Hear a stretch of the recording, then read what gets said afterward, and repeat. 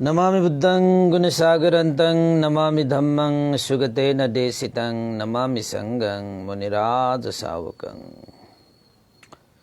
नमो बुद्धाय नमो धम्माय नमो संघाय। श्रद्धालु उपासक उपासिका तथा सधर्म प्रेमी महानुभावहरू, आज मिति 2078 मङ्सिर 5 गते आइतबार बिहानको 8 बजेदेखि 9 बजेसम्मको फेसबुक लाइभ धर्म देशना लिएर म भिक्षु विमलो श्री सिद्धिमङ्गल बुद्ध विहार सिद्धिपुर साना गाउँ थसी महालक्ष्मी नगरपालिका वडा नम्बर 6 बुद्ध मार्ग ललितपुरबाट उपस्थित भइसकेको छु र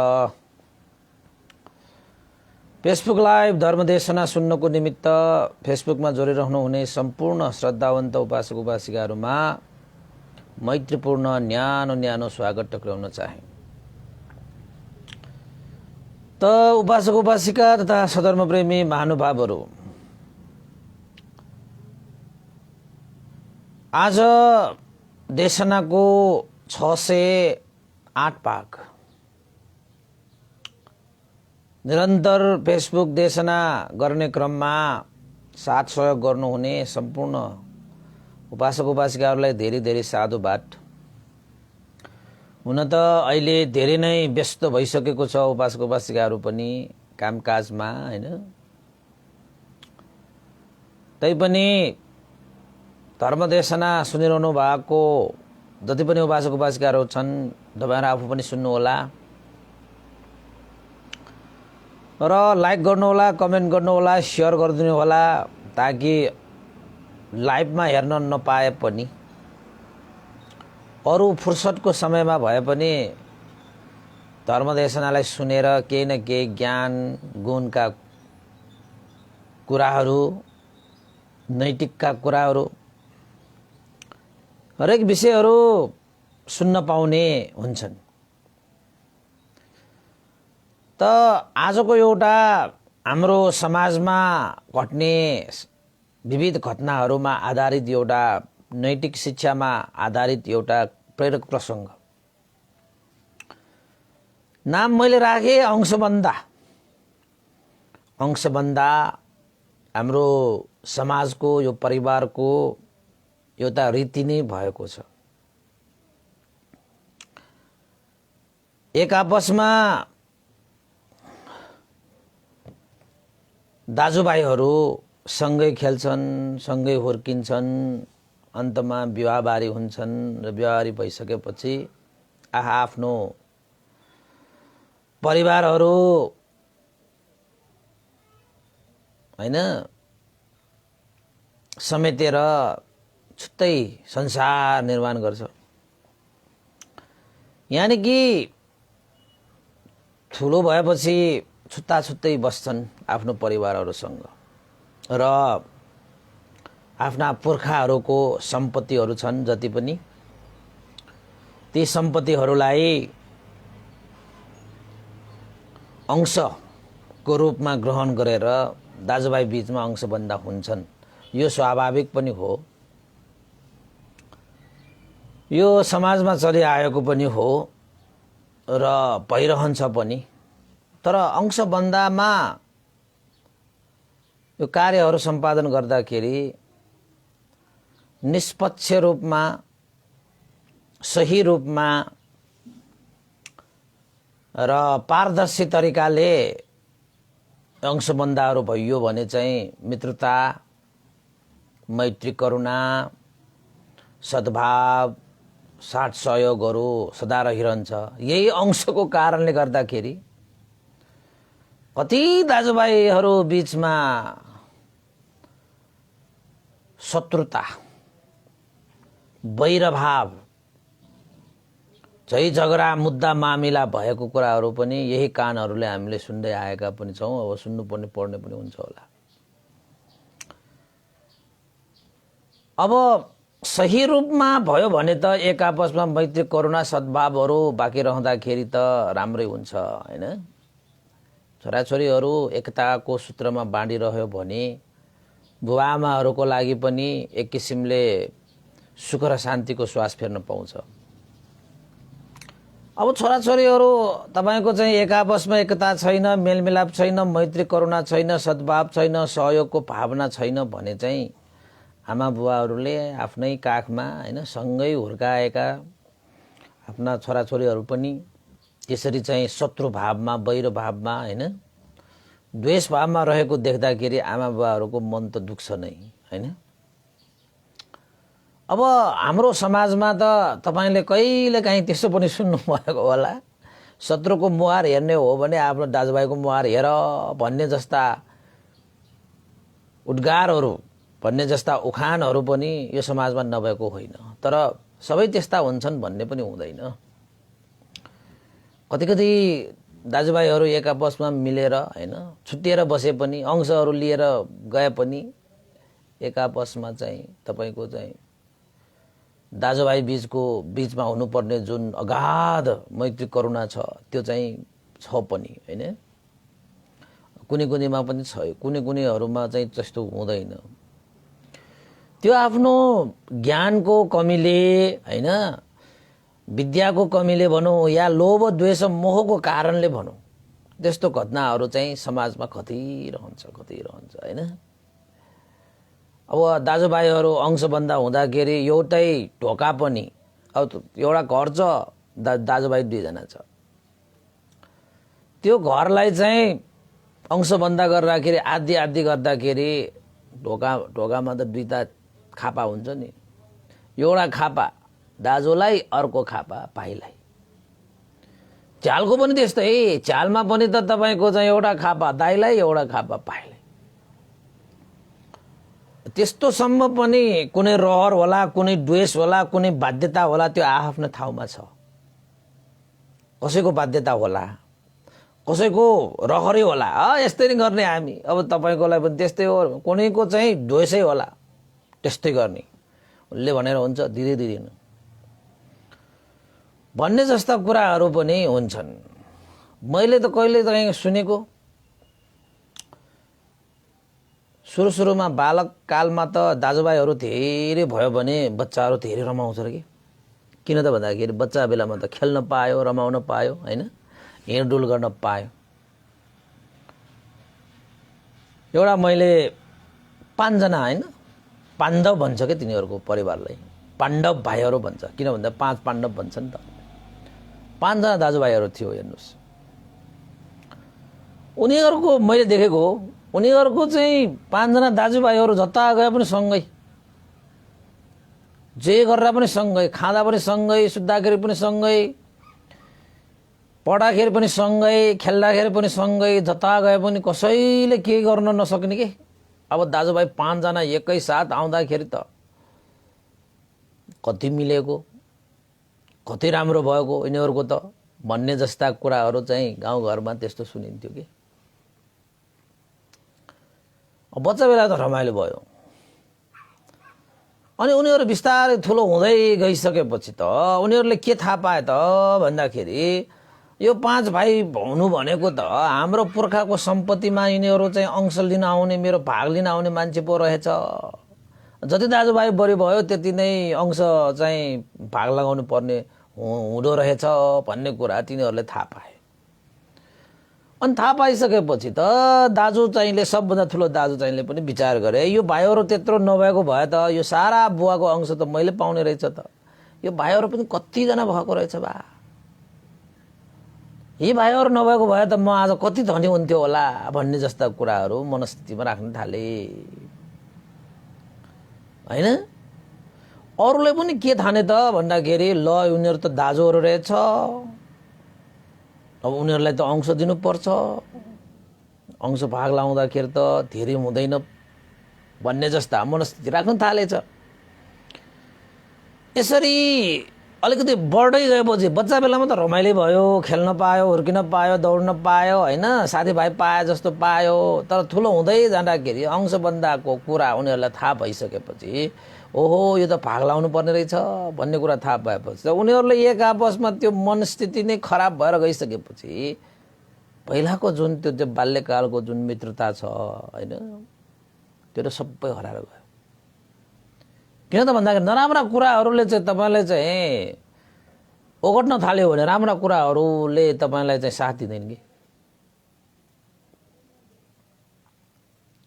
त्यसपछि त त्यसो भयो। अहिले त कस्तो त, पहिला त तपाईको हो ती पाण्डव भनेपछि ती 5 जना भाइहरू आएपछि उनीहरू एकतामा बसेको देखेर त सबै चाहिँ चकित, सबैले आदर्श लिन्थ्यो। हेर्न फल्नाका 5 पाण्डव छोराहरू कति मिलेका, यस्तो मिल्नुपर्छ उस्तो मिल्नुपर्छ भनेर अहिले तपाईको चाहिँ त्यो गाउँघरमा सबैलाई आफ्नो छोराहरूलाई भन्थ्यो, ओ त्यहाँ पाण्डवहरू जस्तो मिलेर बस, कति मिलेको, कति उनीहरूको चाहिँ मैत्री करुणा छ, दाजुभाइहरू कस्तो साथी जस्तो मिलेर बसेको छ भनेर उनीहरूको नमुना दिएर आफ्नो छोराहरूलाई सम्झाउँथ्यो अरे कि गाउँघरमा। त्यस्तो एउटा पाण्डव परिवार थियो। अब हुँदा त्यो अंशको कुरा अंशबन्धको कुरा आइसकेपछि त लास्टमा त एक आपसमा मनस्थिति नै खराब भएर गएको, उनीहरूको मनमुटाव हुन थाले हैन। लास्टमा तपाईको बुबाको अंशहरू उनीहरूले अंशबन्ध गर्दाखेरि ती पाण्डवहरूको अब सबैको बिहाबारी पनि भए हैन। बिहाबारी भइसकेपछि सबभन्दा बढी उनीहरूकोमा चाहिँ टेन्सन त्यहाँ। अब यो 2 जना मात्र भए पो यो भनेर 2 भाग मात्र लगाए पुग्ने। अब त्यहाँ त 5 भाग लगाउनु पर्यो। 5 भाग लगाउनु परेपछि त बाबा यति उनीहरूको किचोलो भयो, त्यो भनि साध्य छैन उपासकहरू। अनि त तिनीहरूको 5 भाइ 5 दिशामा, अब दिशा भनेको 4 वटा हुन्छ, त्यो 5 पाण्डव त 5 दिशामा फर्कियो। एक आपसमा चाहिँ बोल्न पनि बोलेन, द्वेष भाव राखे, उनीहरूको नाता सबै चकनाचुर। यो सम्पत्तिको कारणले नाता पनि चकनाचुर हुन्छ, यो सम्पत्तिको कारणले खुसी पनि चकनाचुर हुन्छ, यो सम्पत्तिको कारणले तपाईको मैत्री करुणा भनेको त कहाँ हो।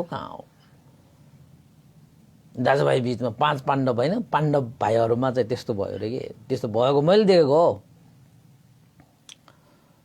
त्यसो घटना छ। अनि 5 जना 5 वटा दिशामा त्यसरी गइसकेपछि अब बोलचालै छैन के तपाईको, बोलचालै छैन। उनीहरूको एउटा दिदी छ के दिदी। अब दिदी चाहिँले अब हाम्रो नेपालको कल्चर अनुसार त भाइटिका गर्नुपर्छ। दिदी चाहिँले भाइटिका गर्न आउँदाखेरि 5 ठाउँमा गएर भाइटिका गर्नुपर्छ। 5 ठाउँमा दिनभरिमा उसले सिक्यो। अब के गर्ने, आफ्नो भाइहरू हो, अब भाइटिका त लगाउनै पर्यो हैन। दिदी नै आएर भाइटिका लगाउन आउँछ घरमा।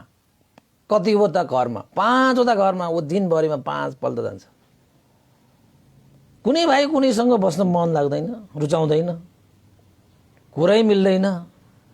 दिदीले पनि एउटा भाइको अर्को भाइसँग कुरा गर्नै हुँदैन। गर्यो भने त दिदीलाई पनि घरमा बन्डेज गर्छ उनीहरूले। 5 जना भाइ 5 जना तरिका के। ओहो, पाण्डवहरूको यो भाइटिका त खतरा हुँदो रहेछ। बर्बाद जुल्का तटमेस्त बर्बाद जुल। अब के गर्ने, बुवाआमाहरू भित्र गइसके। अब दिदीले भनेको मान्ने होइन। अब दिदी भनेको चाहिँ अब माइती माया हो। बुवा नभएपछि छोरी मान्छेहरूको लागि माइती त शून्य हुन्छ। कहाँ जाने। माइतीमा आउने भनेको त्यही दिदीको एकचोटि भाइटिका गर्नलाई। अब 5 जना दिशामा हेरिसकेपछि त अब माइती आउने दिदी पो कहाँ जाने भनेको। अब बुवाआमा पनि छैन,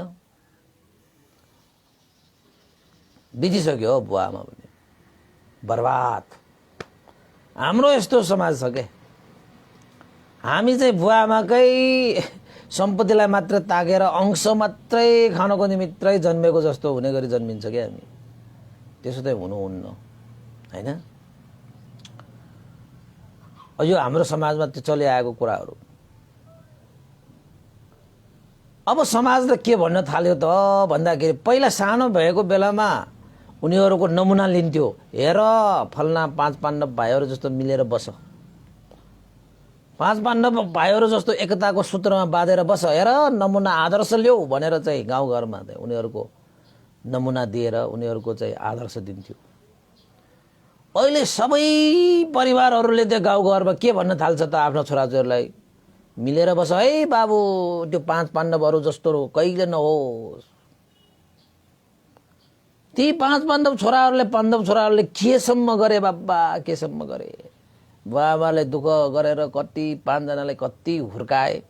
एउटा छोरी थियो, उसलाई पनि अब बिहा गरेर पठाउनु त पठाए। हेर त अब चाडपर्वमा घर आउन भने कुन चाहिँ घरमा आउने। यो घरमा पस्यो भने त्यो दाई त्यो भाइ रिसाउने, त्यो घरमा त्यो भाइ रिसाउने, यसमा पस्यो भने यो रिसाउने। ओहो, उसलाई त दुःख। अब भाइटिकाको समयमा तपाईँको छेर्नै पर्ने भएकोले दिनभरिमा 5 वटा भाइटिका गर्छ हैन। अब त्यति पनि गर्न आएर भने त्यो दिदीलाई त चाहिँदैन जाऊ भनिहाल्छ। अहिले गाउँघरमा चाहिँ उनीहरूको पहिला भए त सकारात्मक नमुना दिन्थ्यो, आदर्श लिन्थ्यो। अहिले चाहिँ सबैले छोराछोरीलाई सम्झाउँछ, ए त्यस्तो होला है, त्यस्तो होला, होस् गरेस्। त्यो 5 पाण्डवको छोराहरू जस्तो भयो भने त बर्बाद छ मेरो घरमा, त्यस्तो कहिले नहोस् है छोराछोरी भनेर चाहिँ आफ्ना छोराछोरीलाई सम्झाउँछ कि अहिले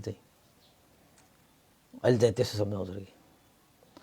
अब तपाईँ अनुमान गर्नुहोस् न, त्यस्ता छोराछोरीहरूले भोलि पर्सि उनीहरूलाई के गर्लान्। सबैको पालो आउँछ नि, ढिलो चाँडो मात्रै हो पासको पासकाहरू। अहिले तपाईँको पालो छ भनेर तपाईँले जस्तो मन लाग्यो त्यस्तो गरिरहनु भएको छ नि, तपाईँको लागि पनि गराउने पालो आउँछ, कसैको पालो आउँछ तपाईँको लागि पनि त्यस्तै। त्यति बेला तपाईँले आफ्नो छाती पिटेर पाइँदैन। त्यस्तो भयो र के हैन। यस्तो यस्तो घटनाहरू चाहिँ अंशको कुरामा हाम्रो समाजमा चाहिँ धेरै यस्ता चाहिँ विकृति विसङ्गतिहरू छन् र सबै त त्यस्तो छैन। कोही कोही त अब तपाईँको चाहिँ आफ्नो दाजुभाइहरू भनेपछि नङ र मासु जस्तो मिलेर बसेका पनि छन्। त्यो नङ र मासुमा त्यो नङ र मासुको बीचमा ठुलो पस्यो भने चाहिँ अलिकति गाह्रो भएर आउँछ कि त्यहाँ, त्यति मात्रै हो। त्यसरी नङ र मासुलाई सदा सर्वदा त्यस्तै राख्ने हो भने त्यो नङ र मासुलाई बेला बेलामा सफा गरेर रहनुपर्छ। तपाईँले पनि नङ पाल्नु भयो भने सफा गरेर रहन्छ नि। यसमा चाहिँ मैल पस्यो भने त राम्रो पनि हुँदैन, तपाईँको गाह्रो पनि हुन्छ, कहिलेकाहीँ त रोग पनि लाग्छ। त्यस्तो हुन्छ हैन। अब मैले यो तपाईँलाई चाहिँ यो साँच्चैकै एउटा घटना, त्यो 5 पाण्डव भाइहरूको कथा सुनाएको। कथा भनेको अब साँच्चैकै हो यो हैन। अंशबन्धातिर नलागेको समयमा चाहिँ समाजको लागि एउटा आदर्शै बन्थ्यो। अंशबन्धातिर लागिसकेपछि तिनीहरू चाहिँ यो समाजको लागि चाहिँ एउटा चाहिँ विकृति, एउटा विसङ्गतिको एउटा चाहिँ नमुना जस्तै भयो, हुन गयो कि उनीहरू त। त्यसो हुनुहुन्न भन्ने सन्देश दिन चाहेको के। दाजुभाइहरू बिचमा त तपाईँको चाहिँ अंशबन्धा त हुन्छ, तर छगी झगडा गएर कहिले पनि अंशबन्धा नगर्नुहोस्। मेलमिलापमै समझदारीमा अंशबन्धा गर्नुहोस् हैन। घर छुट्टिए पनि मन नछुट्टियोस्, खेत छुट्टिए पनि मन नछुट्टियोस् हैन। यो शरीर एउटै पहिला चाहिँ ठाउँमा चाहिँ जीविका यापन गरिरहेको भने शरीर एक ठाउँमा छुट्टिएर गए पनि मन चाहिँ नछुट्टियोस् के दाजुभाइहरूको बिचमा चाहिँ। किन भन्दाखेरि दाजुभाइहरूको एकता भनेको चाहिँ साह्रै बलवान हुन्छ कि। उनीहरूको रगतको नाता पनि हुन्छ हैन, मनको नाता पनि राख्न सक्नु पर्यो कि। त्यस्तो नाता त छ नै बलियो हुन्छ नि त। त्यसैले एउटा दाजुले अर्को भाइलाई कहिले पनि भेदभाव नगरौँ, एउटा भाइले अर्को दाजुलाई पनि कहिले पनि भेदभाव नगरौँ हैन। अब हामी तपाईँ दाजुभाइहरू बाहिरका मान्छेहरूसँग त मित्रता घाँसेर साथीभाइ बनाएर जीवन सुन्दर बनाइरहेको हुन्छ भने आफ्नै आमाको सन्तान, आफ्नै दाजुभाइहरूसँग पनि त्यही एउटा चाहिँ साथीभाइहरूको जस्तो नाता बनाएर जीवनलाई चाहिँ झलमल्ल पार्न सकिन्छ नि। साँच्चै भन्ने हो भने अरूलाई भन्दा भन्दा आफन्तैहरूलाई झन् मैत्री हुन्छ, करुणा हुन्छ, क्षमा दिन सक्छ, खुसी हुन सक्छ, हुन्छ नि त। तर कहिलेकाहीँ यो समाज कस्तो छ भन्दाखेरि बरु अरूले उन्नति गरेको हेर्न सक्ने, आफ्नो दाजुभाइले उन्नति गरेको हेर्न नसक्ने त्यस्ता खाले दाजुभाइ पनि हुन्छ। बरु अरूले कमाएको चाहिँ जेसुकै कमाएको उसलाई मन टप्दैन, आफ्नो दाजुभाइले कमायो भने त उसको छाती त चिर चर्किने खाले दाजुभाइहरू पनि हुन्छ। त्यस्तो दाजुभाइमा चाहिँ पर्नुहुन्न है यो बासको होइन।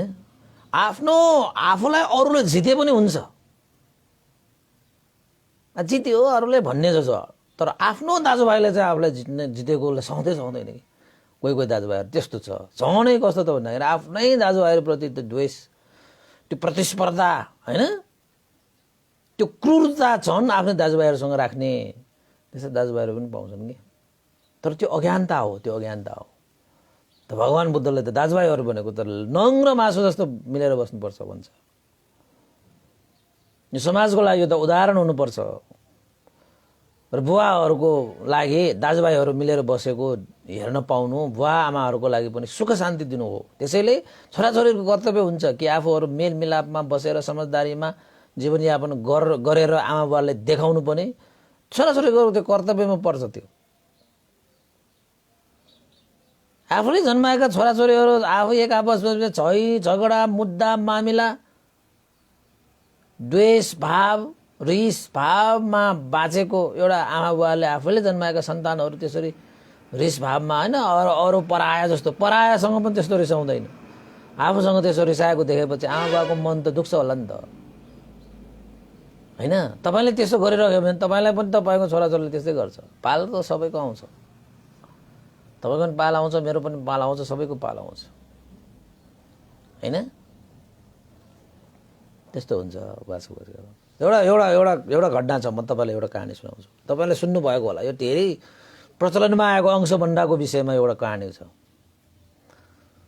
यो कहानीमा चाहिँ तपाईँको 5 पाण्डवहरू त छैन, 2टा मात्रै छ दाजुभाइहरू।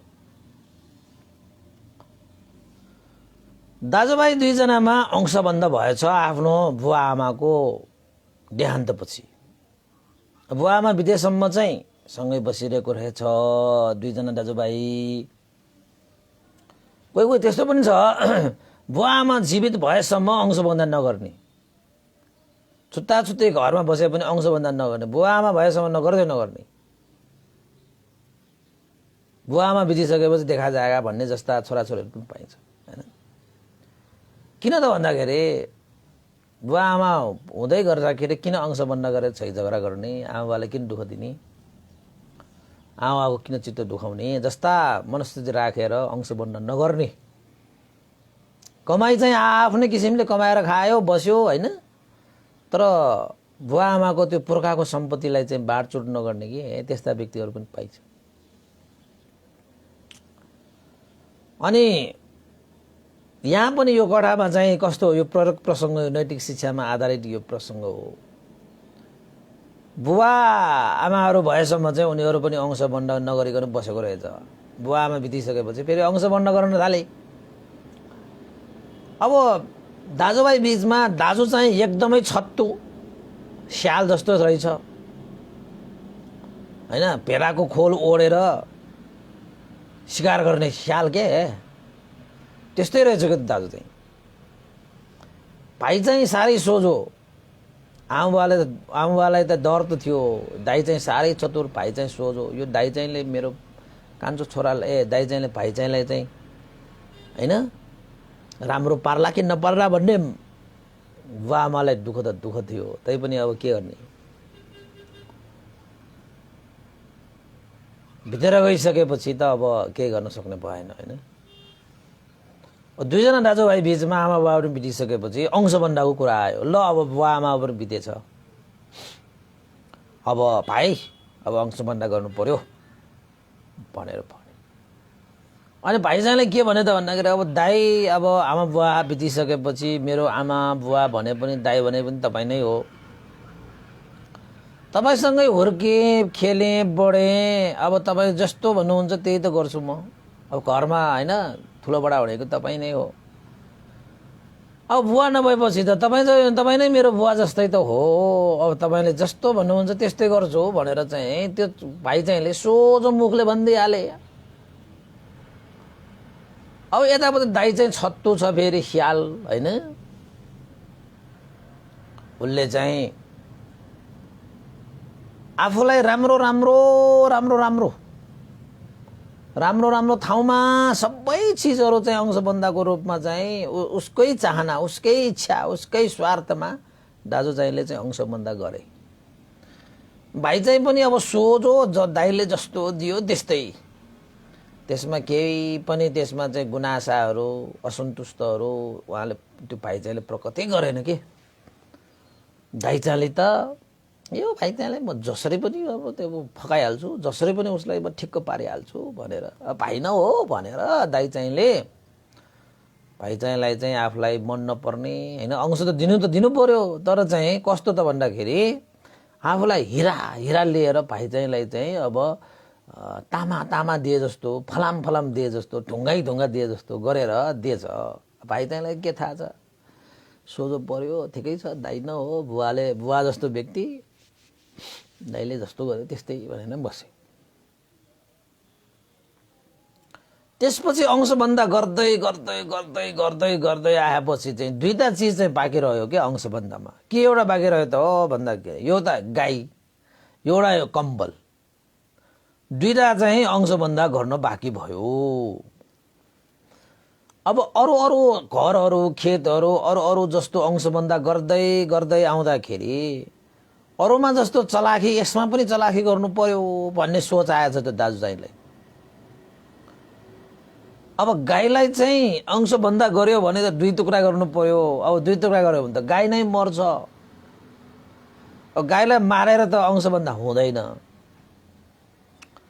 अनि एउटा कम्बल थियो कम्बल पनि अब एउटा ओर्ने कम्बल बाँकी थियो त्यो कम्बललाई पनि बीचमा च्याद्यो भने त त्यो टुक्रा पार्यो भने त त्यसको काम लागेन अनि दाइ चाहिँले के सोचे त भन्दा यसैको फाइदा उठाउनु पर्छ अब भनेर भाइ चाहिँलाई बोलाएछ अनि भाइ पनि अब सोझो दाइले जस्तो जस्तो भन्यो त्यस्तै चाहिँ हुन्छ हस बहादुर के भाइ चाहिँ हस बहादुर दाइ चाहिँ जस बहादुर के उसले जस मात्रै लिने सबै काम भाइलाई गराउने अब दाइले जे भन्यो त्यो हस भन्ने अनि दाइ चाहिँ त्यो पोले चुना न्या भाग क्या भन्छ नि त हैन ड्याङमा बसेर माछाको भाग लिने मान्छे के त्यो जस बहादुर जस लिने के जे कुराको पनि जस लिने भाइले जस्तो गरेको पनि उसलाई आफूलाई जस चाहिने अनि दाइ चाहिँले भाइ चाहिँलाई भने ल भाइ अब सबै अंशबन्धा भइहाल्यो ठिक छ हैन भन्यो ठिक छ भन्छ उसले त अब के भन्ने अब दाइले जस्तो गर्नुहुन्छ त्यही ठिक त होला भनेर चाहिँ त्यो भाइ चाहिँ शान्त भएर बस्ने के जस्तो दियो त्यस्तै अनि त्यसपछि भाइ चाहिँलाई भने ल अब यो गाई पनि अंशबन्धा गर्नु पर्यो बीचमा काट्यो भने त यो मरिहाल्छ भाइ त्यसैले चाहिँ अगाडिको भाग जति छ तिमीलाई पछाडिको भाग जति छ मलाई है भनेर भने भाइ चाहिँले के भने अब दाइले जस्तो भन्नुहुन्छ त्यस्तै गर्छु म हस बहादुर के मलाई अगाडिको भयो भने अगाडिको ठिक छ तपाईलाई पछाडि पछाडिको ठिक छ ओहो दाइ चाहिँलाई खुसी भयो ओहो मैले जस्तो चाहेछ त्यस्तै गरेछ यो मोराले भने जस्तो के मानेछ दाइ चाहिँ मनमनै खुसी छ यसलाई त म जे पनि गर्न सक्दो रहेछु ल त्यसपछि आयो पालो कम्बलको लौ भाइ अब गाईको त अंशबन्धा भयो अगाडिको भाग तिमीलाई पछाडिको भाग मलाई अब एउटा कम्बल बाँकी छ त्यो पनि अंशबन्धा गरौँ नि त दाइ गरौँ अब तपाईले जस्तो भन्नुहुन्छ त्यस्तै अब यो कम्बललाई पनि आधी पार्यो भने त ओर्न पनि मिलेन ओछ्याउन पनि मिलेन त्यसैले यसलाई पनि नकाट्ने रातभर चाहिँ यो कम्बल मेरो दिनभर चाहिँ यो कम्बल तिम्रो भनेर भनिदियो के दाइ चाहिँले अनि भाइ चाहिँले पनि के सोचे दिन र रात भन्ने मात्रै हुन्छ हैन ल दिउँसो चाहिँ म राख्छु अब बेलुका होइन भएपछि दाइलाई राख्न लगाउँछु भनेर यी दुईजना बिचमा सहमति भएछ। दाइ चाहिँको पनि त्यही इच्छा थियो कि राति चाहिँ आफूले त्यो कम्बल लिने, दिनमा चाहिँ भाइलाई दिने। भाइजाले पनि हस् बहादुर, उसले हस् हुन्छ दाइ, तपाईँले जस्तो भन्नुहुन्छ त्यस्तै। त्यसो भए ल है त भाइ, दिनभरि यो कम्बल तिम्रो, रात परेपछि यो कम्बल मेरो। ठिक छ भने ठिक छ दाइ, ठिक छ, तपाईँले जस्तो, तपाईँ त मेरो पिता समान, तपाईँले भने जस्तो म गर्छु भनेर भने। त्यो गाई र होइन, अब गाई भन्दाखेरि पनि अब भैँसी नै भनौँ न, भैँसी होइन, दुध दुहुने गाई पनि हुन्छ, गाई पनि भन्छ, भैँसी पनि हुन्छ होइन। अब गाई नै भनौँ यहाँनिर चाहिँ। अनि कम्बल, दाइ चाहिँ त खुसी, यो त पटबुर्कै रहेछ, मैले जे गरे पनि हुन सक्छ यसलाई, जस्तो गरे पनि हुन्छ यसलाई भने जस्तो ठानेर। अनि भोलिदेखि चाहिँ अब गाई करायो, क्वाँ गरेर करायो, क्वाँ गरेर गएपछि दाइ चाहिँ के भन्यो त, ए भाइ किन दाइ देखेन गाई कराएको, चारा राखिदियो त्यसलाई भने। अनि भाइ चाहिँले यसो हेरे, दाइ चाहिँले भनेको हस् हस् दाइ भनेर चाहिँ फेरि घाँस सासहरू होइन सबै राखे। अनि भाइ चाहिँले चाहिँ मेहनत गरेर गाईलाई चाहिँ खुवाउने, मिठो मिठो खुवाउने, टाइम टाइममा खुवाउने, सब चिज गर्ने। अनि त्यो दाइ चाहिँ भाँडो लिएर दुध दुहुन आउने चाहिँ दाइ चाहिँ पर्यो। भाइ चाहिँले मजाले खुवाउँछ, दाइ चाहिँले चाहिँ अब मजाले दुध दुहुने के। अनि त्यो भाइ चाहिँले पनि दाइ चाहिँले भन्यो, दाइ मलाई पनि अलिकति दुध चाहियो, घरमा दुधको काम गर्नु परेछ, म पनि अलिकति पिउनु परेछ, मलाई पनि दुध चाहियो भन्यो। दाइ चाहिँले के भन्छ, त तिमीलाई दुध पाउँछ, तिम्रो भाग त अगाडिको भाग हो, मेरो भाग पछाडिको, मेरो पछाडिको भाग भएकोले म दुध दुहुन पाएँ, तिम्रो अब अगाडिको भाग तिम्रो भएपछि तिम्रो हो र यो दुध, अब तिम्रो भागको कुरा गर न, मेरो भागको कुरा गर्न आउँछ तिमी भनेर भने। भाइजानले यसो हेरे, ओहो अगाडिको भाग त मेरो हो, पछाडिको भाग त दाइको हो, अगाडि त मैले खुवाउने, पछाडि त दाइले दुध दुइने। अनि भाइजानले के भन्यो, पछाडि तपाईँले दुध दुहे पनि आखिर चारा दिने त मैले हो, अगाडिबाटै उसले खाने हो, त्यसैले दाइ मलाई यो दुधको भाग चाहिन्छ भने। दाइजाले गाली गरेछ, बडा हुन्छ, दाइलाई सिकाउन आउँछ, पहिला नै भनेको होइन मैले तिमीलाई चाहिँ यो आधी भाग मेरो, आधी भाग तिम्रो, तिम्रो अगाडिको भाग मेरो पछाडिको भाग। अहिले आएर यो भाइले चाहिँ अंशबन्धा भइसकेपछि अहिले आएर कुरा गर्न आउँछ, पहिल्यै भन्नु पर्दैन, अहिले भनेर कहाँ पाउँछ। खुरुखुरु तिमी चाहिँ आफ्नो चाहिँ अगाडिको काम गर्ने, म पछाडिको काम गर्छु। तिम्रो काम भनेको चाहिँ गाईलाई चाहिँ चारा दिने हो, मेरो काम भनेको त म दुध दुहुँ कि नदुहुँ कि त्यो मेरो भागको कुरा म आफू जानु, तिमीलाई के को चासो भनेर पो भन्दो रहेछ बा। भाइ चाहिँ जिल्ल परे, कस्तो कुरा गर्छ बाबा, सोझो भाइ। अब त अलिकति मनमा आयो, यो दाइले त के गर्न थाल्यो, चारा दिने चाहिँ म, तपाईँको खुवाउने चाहिँ म, गाईलाई अगाडिबाट उसलाई मिठो मिठो, उसलाई टाइममा होइन, उसलाई चाहिँ मोटो घातो हुने गरी, अब त्यसको सारा दुध चाहिँ दाइले खाने।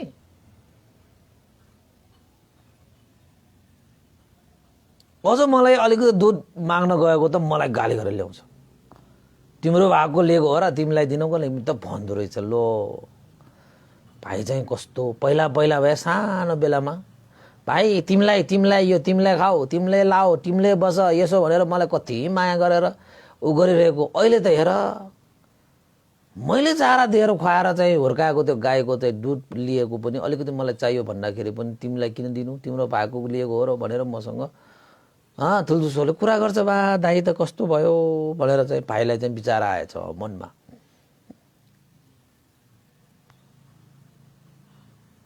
अब दाइले भनेको पहिला जस्तो हस हस भनिरहेको ल अब अलिकति दुध मागेको त्यो पनि दिएन ठिकै छ लिएन के दाइसँग।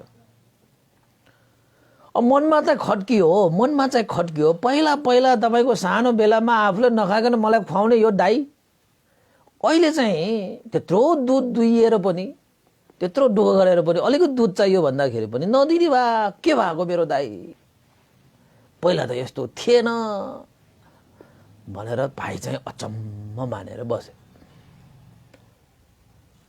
अनि चाहिँ के हुन्थ्यो त भन्दाखेरि दिउँसो दिउँसो पनि त्यो कम्बल चाहिँ भाइ चाहिँलाई दिउँसो त के काम र काममा जानुपर्छ यता जानुपर्छ उता जानुपर्छ अब घामसाम पनि लाग्छ यो त उतापट्टि हुन्छ त्यो दिउँसोको लागि कामै छैन त्यो कम्बल। अनि रात परिसकेपछि त्यो दाइ चाहिँले लिन्छ त्यो कम्बल अंशबन्धामा रातमा दाइको होइन दिउँसो चाहिँ भाइको। अब तपाईँको चाहिँ रातमा चाहिँ त्यो कम्बलको काम आएको छ फेरि त्यो कम्बल ओढेर ओछ्याएर जसरी पनि सुत्न पाइयो मजाले निदाउनु पायो। यतापट्टि भाइ चाहिँ त्यो कम्बल नभएर चाहिँ उसलाई चिसो जाडो याममा उसलाई अप्ठ्यारो दाइ चाहिँ माक्क परेर बस्ने। अनि चाहिँ भाइ चाहिँले पनि यसो विचार गरे यो गाईलाई अंशबन्ध गर्दाखेरि अगाडिको भाग मलाई पछाडिको भाग दाइलाई भने जस्तो यो कम्बलमा पनि मलाई दिउँसो उसलाई रातमा पनि यसमा पनि केही त रहस्य छ भनेर भाइ चाहिँको दिमागमा पनि आएछ कि आउँछ नि सोच विचार त सबैकोमा आउँछ सबैको पालो आइहाल्छ नि। अनि त के थाहा पाए त भन्दाखेरि ए होइन मलाई चाहिँ दिउँसो किन दिएको रहेछ यो दाइले कम्बल भन्दाखेरि दिउँसो त कम्बलको काम छैन राति पो मजाले सुत्ने बेलामा कम्बल लाएर सुत्न पाए पो अनि निद्रा पनि मजाले आउँदैछ। ए राति राति आफू चाहिँ कम्बल ओढेर सुत्नुको लागि होइन रातिको समयमा मेरो भागमा भनेर भनेको रहेछ यो दाइले ए यस्तो पो रहेछ के गर्ने अब दाइले भनेको अंशबन्ध त गरिसक्यो भनेर चाहिँ बेलुका भयो कि दाइलाई दिन जाने दिउँसो त त्यस्तै के चाहिँ न्यानो छ के को चाहिन्छ कम्बल त्यस्तो भएर समय बित्दै गयो भाइ चाहिँलाई चाहिँ अति नै भएर आयो कि भाइ चाहिँलाई अति नै भएर आयो यो दाइले त मलाई सोझ भाइ भन्दै होइन मैले त आफ्नो दाइलाई चाहिँ बुवा जस्तो ठानेको जे भने पनि मैले हस् भने कहिले पनि दाइको चाहिँ आज्ञा मैले चाहिँ नकारिन होइन आज्ञा पालन गरेरै म बसेँ। तर मलाई चाहिँ आज यत्रो मैले घाँस काटेँ तपाईँको चाहिँ विभिन्न चाराहरू चाहिँ राखेँ गाईलाई त्यत्रो खुवाएँ तर एक थोपा मैले दुध पिउनु पाएको होइन। अब यो दाइले पनि केही कामै गर्नु पर्दैन उसले त दिनै दुध दुहिएर उसले मजाले खाइरहेको छ। राति पनि म यसै जाडोले म कामेर म चाहिँ सुत्नु परेछ दाइ चाहिँ त्यही कम्बल ओढेर त्यसो सुतिरहेछ। हुन त दाइलाई चाहिँ सुख दिनु पनि राम्रै हो तर यो दाइले चाहिँ यो राम्रो नियतले गरेको कामहरू होइन यो त्यसैले चाहिँ यसलाई चाहिँ केही न केही उपाय त गर्नु पर्यो भनेर चाहिँ भाइ चाहिँले सोचे। अनि भाइ चाहिँले सोचे के कसलाई कहाँ गएर के गर्नु पर्ला भनेर सोचे। अनि त्यो गाउँको एउटा बुजुर्ग मान्छे कहाँ गएछ त्यो बुजुर्ग मान्छे चाहिँ अलिक पण्डित पनि रहेछ के त्यो चाहिँ अलिक बुद्धि भएको मान्छे रहेछ। उसलाई भएका सारा वृत्तान्त सुनाए त्यो त्यो त्यो वृद्ध मान्छेलाई भाइ चाहिँले। ओहो वृद्ध मान्छेले पनि निधारमा त कस्तो रहेछ यो दाजु चाहिँ आफ्नो भाइको लागि त यस्तोसम्म गरेको रहेछ भाइ भन्दामा त्यसरी चाहिँ हेर्न पाइन्छ। त्यो बुजुर्ग मान्छेले अब उसलाई चाहिँ आइडिया दिएछ ल यसो गर भनेर उसलाई चाहिँ अब आइन्दा तिमीले यस्तो काम गर्यो भने तिम्रो दाइले तिमीलाई यसरी चाहिँ अन्याय गर्न सक्दैनौ भनेर कानमा भुनभुन उसलाई चाहिँ आइडिया दिएछ कि उपाय दिएछ उपाय कुशलता दिएछ। अनि भाइ चाहिँले पनि त्यो बुजुर्गको कथा त्यो आइडिया होइन त्यो उपाय कुशलता सुनेर मक्ख परेछ हो त अब म यस्तै गर्छु हेरौँला दाइले मलाई झुक्क्याएको, दाइले मलाई फट्याइ गरेको, दाइले मलाई दुःख दिएको, अब चाहिँ दाइ पनि चेतिने भयो। अब चाहिँ हेरौँ यो चेतना आयो भने चाहिँ आफ्नो दाइ नहो, पहिला दिएको सारा दुःखहरू सहेर भए पनि आफ्नो दाइलाई म अँगालौँला। यदि यति गर्दाखेरि पनि दाइ चेतिएन भने अब जन्मले मात्रै के नाता हैन, रगतको मात्र के नाता, भावनाको नाता हुनुपर्छ, मनको नाता हुनुपर्छ हैन, चेतनाको नाता हुनुपर्छ, मैत्री करुणाको नाता। दाइसँग त्यस्तो छैन भने उसले मलाई साँच्चैकै भाइ नै ठानेको होइन भने हैन, मैले त्यत्रो दाइ जस्तो व्यवहार गरिराखेर पनि मेरो कुनै मूल्य नै हुँदैन, मान्यता हुँदैन भने यो उपाय लगाएपछि पनि भएन भने त म पनि छोडिदिउँला दाइलाई भने जस्तो कुरा मनमा चाहिँ राखिसकेको थियो भाइ चाहिँ। अब के गर्नु त, कोही कोही मान्छेहरू दाइ भाइसँग छुट्टिने, झगडा गर्ने, कोही कोही मान्छेको रहर होला, कोही कोही मान्छेको बाध्यता होला, कोही कोही मान्छेहरू कुनै कारणवश होला, त्यो आफ्नो ठाउँमा छ हैन। अब भाइ चाहिँले पनि के गरे त, त्यो चाहिँ एउटा बुज्रुक हैन, एउटा मान्छेले उसलाई उपाय दिएको अनुसार बिहान चाहिँ भाइ चाहिँले चाहिँ त्यो गाईलाई चाहिँ चारा दिए, तपाईको गाईलाई चाहिँ खाना अब खुवाए हैन। आएर चाहिँ दाइ चाहिँले ठुलो भाडा लिएर तपाईको दुध दुइन थाले। कति कति लिटरहरू तपाईको दुध दुहेर लान्थ्यो भाइ चाहिँ हेराइ के। तर खुवाउनु पर्ने चाहिँ भाइ चाहिँले। ल हेर्नुहोस् त कस्तो आपत हैन। यो कथामा दाइ भाइको कुरा भएको है। अब दाइ भाइ तपाईहरुको जीवनमा कति दाजुभाइ होला, त्यो कोही भाइ होला, कोही दाजु, कसैको घरमा दाइ नहुने, कसैको घरमा भाइ नहुने, त्यस्तो आफ्नो आफ्नो ठाउँ छ। तर यहाँ चाहिँ दाइ चाहिँ फता रहेछ। यहाँ चाहिँ दाइ चाहिँ यहाँ छुल्या मुल्या रहेछ। यहाँ दाइ चाहिँ यहाँ चाहिँ ठुँ रहेछ। ल ठुँ भनेको स्यालै रहेछ। ल ठुँ मान्छे भनेको खतरा हुन्छ, स्याल भने धेरै खतरा हुन्छ नि त।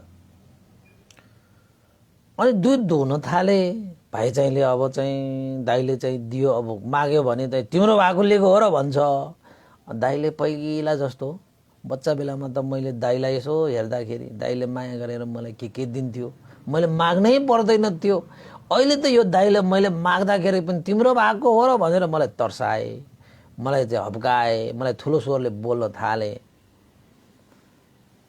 अब यो उपाय चाहिँ म लगाउँछु अब भनेर चाहिँ अब दुध दुहिरहेको अगाडि गएर बस्दाखेरि पनि दाइले चाहिँ कुनै मैत्री र करुणाले हेर्नु भएन। उभ्या उभ्यो के, रुख उभिएको हो कि हैन, तपाईको चाहिँ पर्खाल उभिएको हो थाहै नहुने गरी आफू चाहिँ दुध दुइन थाल्यो। अब चाहिँ यो बुजुर्ग मान्छेले भनेको हैन, म उपाय लगाउँछु भनेर चाहिँ एउटा लत्थी लिएर आएर त्यो गाईको टाउकोमा ड्याममा ठोकिदिएछ कि, ड्याममै ठोकिदिएछ। अनि ड्याममा चाहिँ त्यो हान्दाखेरि त्यो गाई त तर्स्यो, तर्सेर त ऊ चल्न थाल्यो हैन। चल्न थालेर गाईहरूले यसरी ट्याक लात्ता हान्छ कि, त्यो गाईले चाहिँ तर्सेर त्यो स्वात लात्ता के हानेको त्यो पछाडिमा बसेर त्यो दुध दुहिरहेको दाइको टाउकोमा ड्याङ्ग ठोकेर उसले जुन दुध दुहिएको छ त्यो सारा बाँडोहरू चाहिँ पोखेर भुइँमा दुध पोखियो। यतापट्टि दाइको टाउकोमा पनि पर्यो, यतापट्टि दुध पनि पोख्यो। के गरेको तिमीले यो भाइ, यस्तो पनि गर्ने हो? ल दाइ, अब गाई भनेको त तपाईको आदि मेरो आदि हो नि, तपाईको पछाडिको भाग मेरो त अगाडिको भाग। तपाईको पछाडिको काम तपाईँ आफू गर्नुहोस् न, म अगाडिको भागको काम म त मेरो भागसँग त म त खेलिरहेको हो, लत्थीले खेलिरहेको म आफ्नो भागसँग। तपाईँ आफ्नो भागको काम गर्नुहोस् न, मलाई किन तपाईँले त्यही टाउको दुख्ने गरी गराउनुहुन्छ? म आफ्नो भागमा जे गर्छु म गर्छु नि त, मेरो भाग हो नि त यो, तपाईँको भाग गर भनेर भन्न थाल्यो। ल दाजु चाहिँलाई यस्तो, म यहाँ दुध दुहिरहेछु, यहाँ चाहिँ तिमीले त्यसो गर्ने हो भनेर। ल अब तपाईँको दुध दुहिने भने दुहुनुहोस् न तपाईँको, मैले तपाईँको भागमा छोएकै छैन। छोएँ त मैले तपाईँको भागमा केही गरेकै छैन। मैले त आफ्नो भागमा तपाईँ म त तपाईँको चाहिँ आफ्नो भागसँग खेल्दैछु। लत्ती लिएर म आफ्नो भागसँग खेलिरहेको, अब त्यो पछाडिको भागको मलाई के मतलब, म पछाडिको भाग मलाई कुनै चासोको विषय नै भएन, तपाईँ जस्तो गर्नुहुन्छ गर्नुहोस् भनेर भाइचाइलाई पनि मजाले भनिदिएछ के। भनिदिइसकेपछि बिचरा दुध पनि खान पाएन, लात्ताले हाने पनि उसलाई दुख्न पनि दुखिरहेको रहेछ। यस्ता पनि भाइ हुन्छ भनेर त्यो त घर गएछ। अब यस्ता पनि दाइ हुन्छ भनेर भन्नुपर्ने भनेन छ भाइले चाहिँ। अब किन त भन्दाखेरि अब आज एकचोटि उसलाई चाहिँ गाईले लात्तालाई हिर्कायो, दुध पोखियो भनेर यस्ता पनि भाइ हुन्छ भनेर चाहिँ त्यो गएछ। अब त्यस्तो पनि दाइ हुन्छ त जसले चाहिँ भाइलाई चाहिँ पेलम पेल होइन, भाइ सोझो भनेर त्यसलाई जे पाए त्यो गर्ने पनि दाइ हुन्छ होइन। त्यसपछि बेलुका घरमा बसिरहेको रहेछ, बिचरालाई चाहिँ गाईले लात्ताले हिर्काएको रहेछ होइन, दुख्ने गरी। त्यसपछि रातिको समय आयो, रातिको समय पनि लास्टमा चाहिँ भाइ चाहिँ आयो। दाइ चाहिँ भने आइस तैँले गरेर हेरिस् मेरो यहाँ चाहिँ मलाई चाहिँ गाईलाई लात्ताले हिर्काएर कस्तो दुखिरहेको छ, यो थोपा पनि दुध खान पाएन, आइस त खोइ कम्बल ल्याऊ, राति त कम्बल मेरो पो हो त भनेर भने। अनि भाइ चाहिँले सोझो, भाइ चाहिँले के भने, ओ दाइ तपाईँको लागि सम्झेरै मैले कम्बल त ल्याइदिइहाल्थेँ नि, ल लिनुहोस् भनेर चाहिँ कम्बल दियो। तर कम्बल दिँदाखेरि त भारी छ कम्बल, के हो यो भनेको त, तिमीले त यो कम्बल भिजाएर पो ल्याएछ त, किन भिजाएर ल्याइस् भनेर भने। अनि भाइचाले भने अब दिनमा मेरो कम्बल हो नि, दिनमा म जे गर्छु मेरो मर्जीले गर्छु, तपाईँले भनेर चाहिँ हुन्छ, तपाईँको रातिमा हो नि तपाईँको कम्बल त, तपाईँ राति जे गर्नु मलाई त गर्नुहोस् न। आज पो दिनमा मैले चाहिँ यो कम्बललाई धोएँ, सुक्दै सुकेन, त्यही भएर तपाईँले दिन ल्याए, अब राति तपाईँ के गर्नुपर्छ गर्नुहोस्। दिनमा पो कम्बल मेरो त, दिनमा मेरो कम्बल भएपछि म कम्बलसँग म जे गर्छु म गर्छु होइन, तपाईँलाई टाउको दुखाइ हुनुपर्ने विषय नै होइन। अब त रातिको समय तपाईँ जे गर्नुहुन्छ, मलाई टाउको विषय पनि छैन दाइ, ल लिनुहोस् भनेर चाहिँ कम्बल दिएर दाजु चाहिँ भाइ चाहिँ फताफट फर्किएछ। दाइ चाहिँ जिल्ल परे, लौन नि यो भाइ चाहिँलाई त राति मलाई कम्बल दिन ल्याउँथ्यो, त्यो कम्बल ओढेर म मजाले सुत्थेँ, आज त भिजेको कम्बल लिएर पो आए त। पक्कै पनि यो भाइ अहिले चलाख भएर आएको रहेछ। ल उसले थाहा पायो मैले चाहिँ उसलाई जानी उसलाई चाहिँ मैले दुःख दिइरहेको, जानी आफ्नो स्वार्थ पुरा गरेको यो भाइ चाहिँ थाहा पायो होला, भएन बा। अब त के गर्ने, अब गाई पनि अब आधी भनेको तपाईँको चाहिँ आधी होइन, मेरो भन्दै म दुध दुहिनी राखेको, उसले त्यस्तो लत्थीले हिर्काएर त्यहाँ खेलेको जस्तो गरेर त्यहाँ गाईले लात्तालाई हिर्काएर यहाँ यस्तो दुःख भइरहेको छ। अब त्यसमाथि चाहिँ कम्बल पनि कस्तो भयो त, भिजेको कम्बल। अब यो भाइले त जहिले पनि भिजाउँछ, अब दिनमा त उसको हो, उसमा दिनको टाइममा उसले जे पनि गर्न सक्दो रहेछ। ल भाइ चाहिँ चलाख भयो। अब त भएर बा, अब पनि मैले भाइलाई छक्क्याउने झुल्याउने होइन, बदमासी गर्ने, अहिले पनि मैले चेतना राख्यो भने चाहिँ म अब यो मेरो भाइको दाइ हुन पाउँदैन। ऊ पनि अब ठुलो भयो, ऊ पनि अब चलाक भएर उसलाई मैले अब चाहिँ झुक्याउनु नसकिने भयो। हुन त मैले भाइलाई चाहिँ अन्याय गरेकै हो, त्यत्रो अगाडिको भाग दिएर मैले त्यसलाई चाहिँ खुवाउन लगाएँ, त्यत्रो दिनसम्म मैले चाहिँ भाइलाई चाहिँ अब एक थोपा दुध नदिकन मैले दुध धोएर खाएँ। यद्यपि त्यो भाइले मलाई दुध अलिकति दिनुहोस् न भाइ दाइ भन्न आउँदाखेरिसम्म पनि मैले न दुध दिइनँ। ल पहिला मैले आफ्नो भाइलाई चाहिँ आफूले नखाई आफ्नो भाइलाई खुवाउँथेँ, आफ्नो भाइलाई काँधमा बोकेर हिँड्थेँ म, आफ्नो भाइ एक्लै छोडेर म कहीँ पनि जाँदैन थिएँ म। अहिले त्यही भाइलाई चाहिँ मैले एउटा चाहिँ त्यस्तो मेहनत गरेर उसले खुवाएको बाबत मैले एक थोपा दुध पनि दिएन। म दाइ भएको यो त बेमान भयो मबाट भाइलाई। कम्बल पनि मैले चाहिँ रात हरेक कति रात मैले चाहिँ होइन, त्यत्रो समय मैले रातमा चाहिँ कम्बल ओढेर मैले चाहिँ न्यानो निन्द्रा सुतेँ। मेरो भाइ त्यही कम्बल नभएर कति जाडोमा थरथर कामेर सुत्यो होला। पहिला बच्चा बेलामा मेरो भाइलाई चाहिँ जाडो होला, मेरो भाइलाई गर्मी होला भनेर मेरो भाइको लागि मैले ठुलो शीतलता दिन्थेँ। न्यानो दिन्थेँ। अहिले त्यही भाइलाई चाहिँ मैले चाहिँ यस्तो गरेँ, मैले बेइमान गरेर रहेछु भाइप्रति भनेर चाहिँ दाइले चाहिँ सोचे होइन। आज भाइ चलाक भयो, आज भाइले थाहा पायो, त्यसैले उसले कम्बललाई भिजाएर ल्याएको छ। रातमा त तपाईँको हो, तपाईँ जे गर्नु मन लाग्छ गर्नुहोस् न, म दिउँसो चाहिँ आफ्नो कम्बल हो, आफ्नो आफूले मन लागे जस्तो गर्छु भनेर भनेको थाहा पाएर त अचम्ममा परे। को अचम्ममा परे? अब दाइ चाहिँ अचम्म परेन होइन, अब भाइ चाहिँ अब तपाईँको बुजुर्गहरूको। त्यसैले चाहिँ बुद्धिमान व्यक्तिहरूको सङ्गतमा पर्यो भने ठुल्ठुला समस्याहरू पनि सानो हुन्छ, सानो भएर त्यसलाई समाधान गर्न सकिन्छ। मूर्खहरूको सङ्गतमा पर्यो भने तपाईँको सानो समस्याहरू पनि ठुल्ठुला चाहिँ समस्या भएर उत्पन्न भएर आउँछ। औ कहाँ गयो त भन्दाखेरि एउटा बुजुर्ग, जो बुजुर्गले समानता, सद्भाव, मैत्री, करुणा हुनुपर्छ भन्ने जस्ता कुराहरू भगवान बुद्धको शिक्षामा आधारित भएर ज्ञान लिएको थियो, त्यो व्यक्तिले भाइ चाहिँलाई उपाय दिएर ल्याएको रहेछ। यसो गर्नु न एकचोटि, धर्म अनुसार पनि तिम्रो दाइले तिमीलाई चाहिँ बेमानै गरेको हो। धर्म सङ्गत पनि भएन, कानुन सङ्गत पनि भएन होइन, मानवीय व्यवहार पनि भएन, कुनै पनि दिशाबाट त्यस्तो चाहिँ गर्नु नहुने हो एउटा दाइले एउटा भाइलाई। तर यहाँ चाहिँ यस्तो भयो, यस्तो उपाय त गर्नुपर्छ भनेर चाहिँ उपाय कुशलता सिकाएर ल्याएको रहेछ। अब त फसाद पर्यो दाइलाई। ल अब भाइ चाहिँले चाहिँ सबै कुरा थाहा पाएँ, मैले अब गरेर त्यत्रो मैले बेमान गरेको रहेछु। बाहिरका मान्छेहरूसँग त म मेलमिलाप गरेर बस्छु, सँगै खान्छु, सँगै उठ्छु। बाहिरका मान्छेहरूसँग पनि मैले चाहिँ सद्भाव, मैत्री, करुणा राखेर जीवनयापन गरेछु भने मैले आफ्नो भाइसँग चाहिँ कसरी मैत्री करुणा राख्न नसकेको हो भनेर दाइ चाहिँले खुब सोचे। बाल्यकालको सारा चिज सम्झिसकेपछि उसले के विचार गरे त भन्दाखेरि अबबाट म भाइलाई चाहिँ बेमान गर्दिनँ होइन।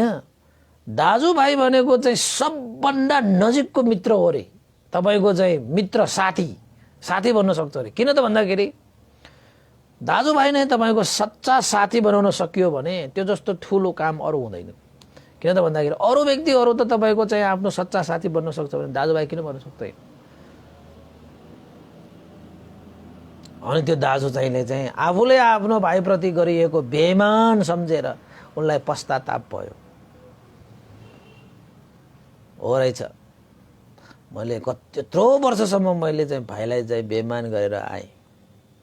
आज भाइको त्यो क्रियाकलापबाट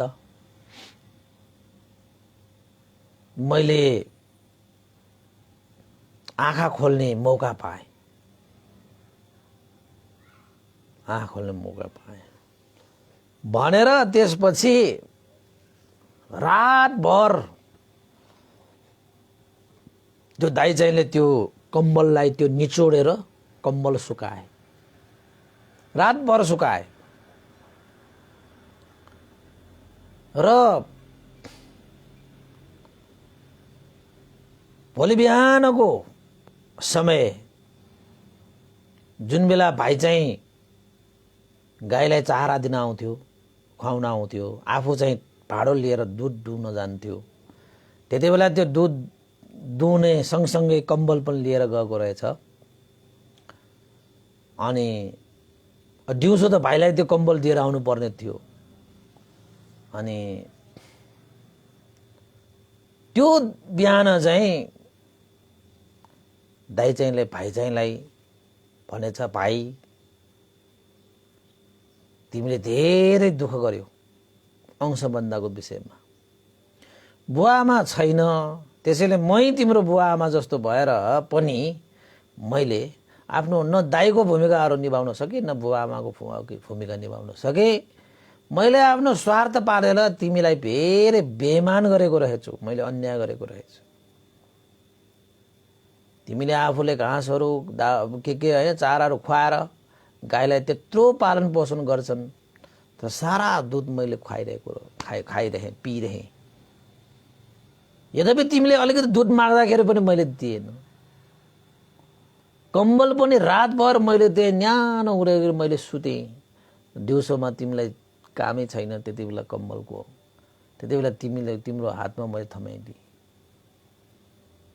त्यसरी मैले चाहिँ रातहरू न्यानोमा मैले रात कटाएँ, तिमी चिसो हुने गरी सुत्नु पर्यो। मैले तिमीलाई धेरै बेमान गरेछु भाइ। मलाई आज मनमा त्यस्तो पश्चाताप भइरहेको छ। भाइ आऊ, सँगै मिलेर चारा पनि दिउँ, सँगै मिलेर दुध पनि ढुँ। जति जति दुध दुइन्छ, जति दुध पाइन्छ त्यसको आधा आधा हामी दुवै मिलेर पिउँ, खाउँ। तिमी पनि खुवाऊ आफ्नो परिवारलाई, म पनि आफ्नो परिवारलाई खुवाउँला।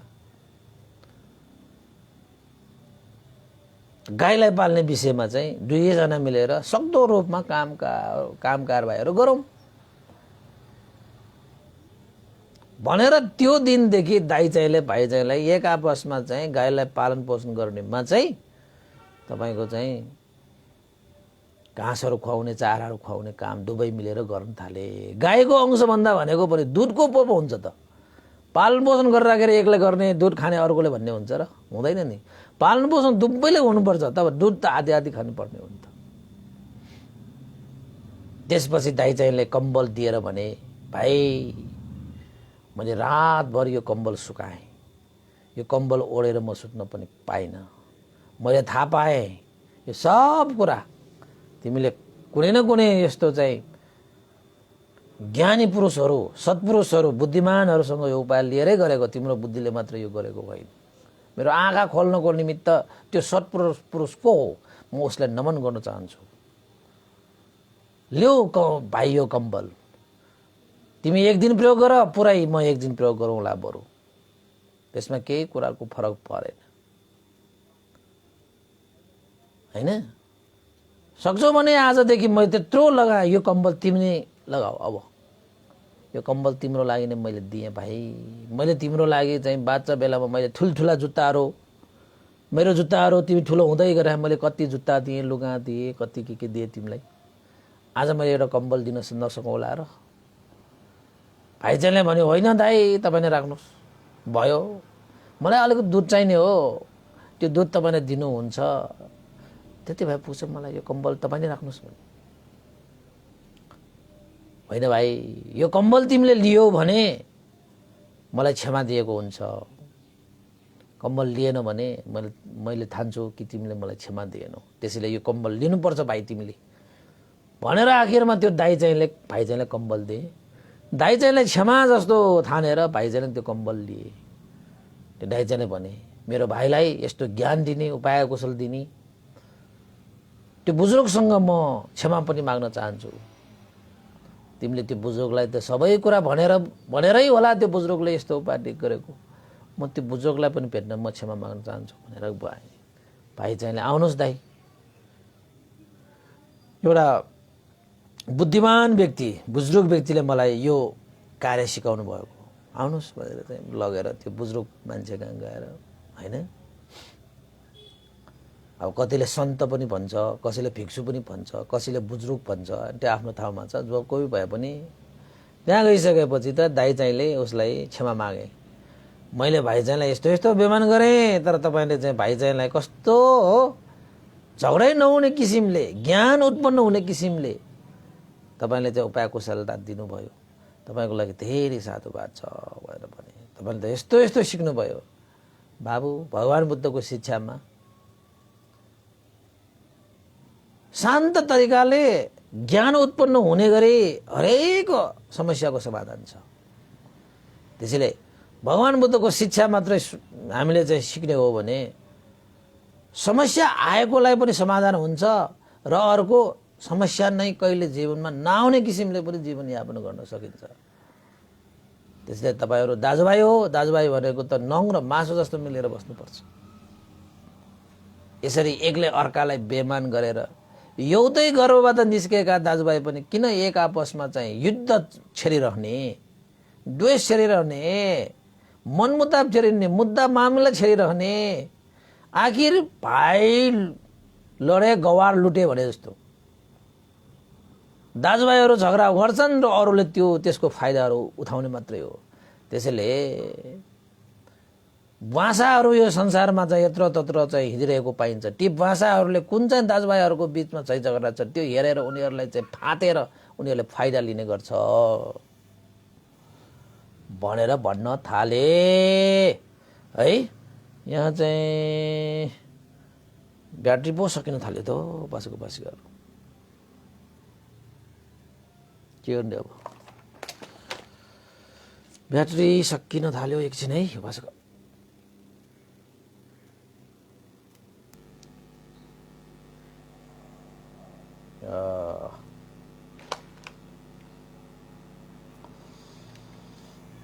मोबाइलमा ब्याट्री सकिन थाल्यो त उपासको बासेर आजको लागि देशना पनि यति नै गरौँ है। अब अलिकति देशना सकिने टाइममा ठ्याक्कै ब्याट्री सकिएको छ, ठिक्कै भएको रहेछ थियो।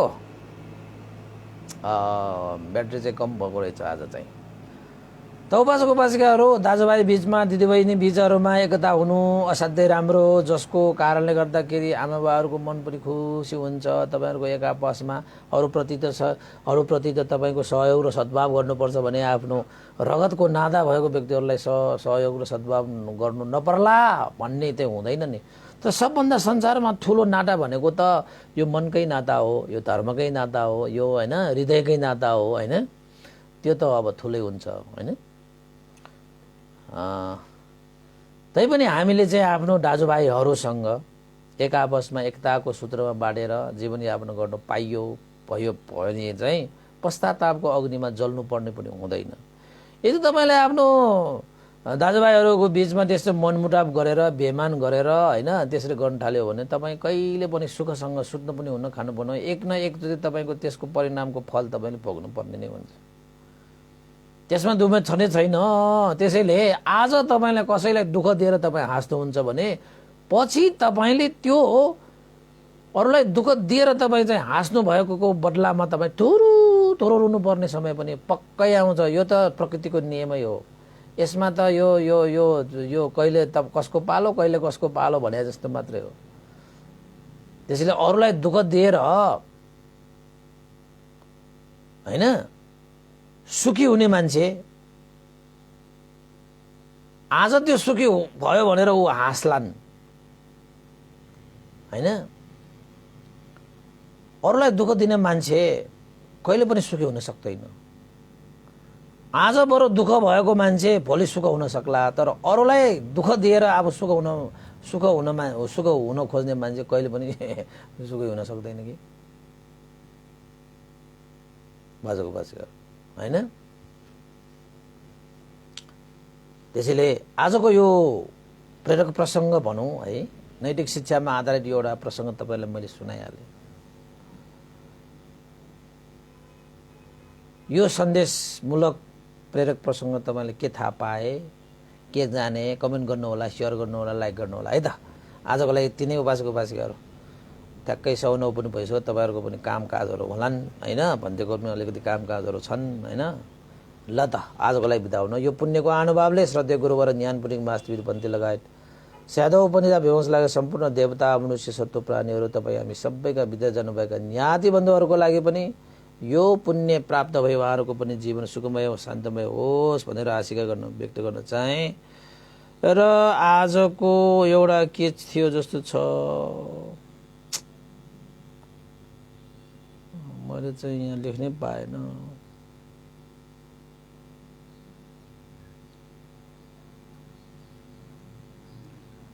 पाँच गतेको एउटा छ कि जस्तो लागेको थियो। आज छैन भने म लिस्टमा चाहिँ भोलि बनाउँला। के छुटिएको छ भने भोलि बनाउँला। उपासक उपासिकाहरू मैले लिस्टमा चाहिँ यहाँ यो मेसेन्जरमा धेरैको आइरहेको हुन्छ, कहाँ पुग्यो। ल त पुण्यानुम गरौँ।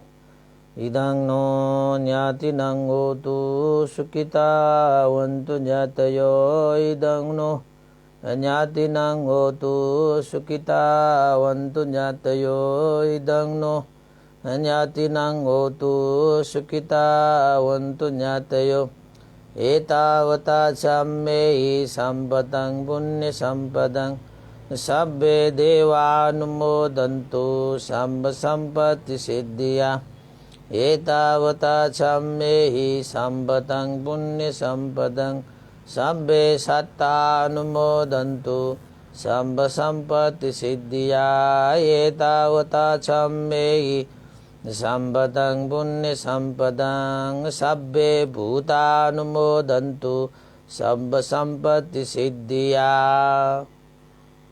साधु साधु साधु। भवतु सब मङ्गलं। सबैको मङ्गल होस्, कल्याण होस्, सबैले साधु।